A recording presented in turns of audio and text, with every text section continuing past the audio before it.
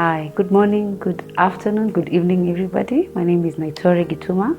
I'm born again. I love the Lord. Yes, so Unmasking the Soul. So from day one, I had the class from when I was doing Raising Future Parents. So they talked about it, and I thought, wow, let me see if my soul is masked or what I need to learn from that. So from the first day, I remember it was very heavy because it started talking about identities, true identities, false identities, real identities. And there's this one segment that asked us to write what are the most important things. We start writing children, family, work, until the truth is revealed along and you realize, wow, or rather I realized that I wasn't living my real identity, which is really based on Christ. I was living identities, false identities or fake identities based on poor, wrong belief systems. That's another segment that was really weighty. And I remember we would joke with colleagues in class that, wow, that was like manual labor. It really, really digs into your soul, this class, and it unmasks for real. It unmasks the ungodly beliefs, false identities. Then came another segment for attachment styles.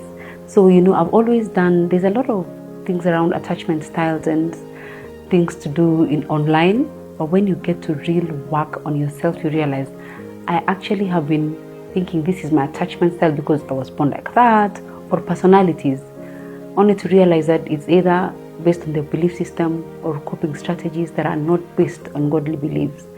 So I came in, so when you join the class, they ask you why do you want to join it, and I remember I was very bitter, circumstantial because of what life had handed me, whether it of choices or those belief systems.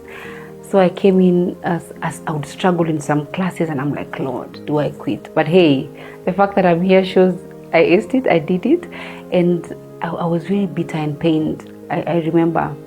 But as you can see, I hope there's a glow. God has been kind. I'm here, and I would really recommend this class. Why? When I look back, it's in 8 or 10 weeks previously, and I was wondering, what will you be doing all these classes?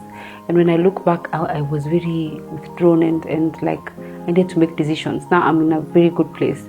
Actually, as a testimony, those interacting with me these days are like, hey, there's a glow, there's something. Well, by the time I start telling them I'm working on myself, there are things that I've seen that were not the best coping mechanisms. It's a long story. So to cut that story short is to just encourage anybody who's really willing to walk the journey with themselves. It requires confidence.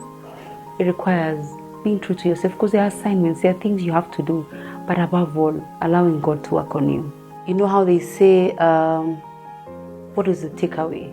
I think for me, because I came with a lot of wrong belief systems, the summary for me in this whole class would be when God looks at you, when God sees you, what does He see? That is the real identity. That is how I should be seeing myself. Circumstances, situations, life's challenges aside, when God sees you, when God looks at you, what does He see? Thank you.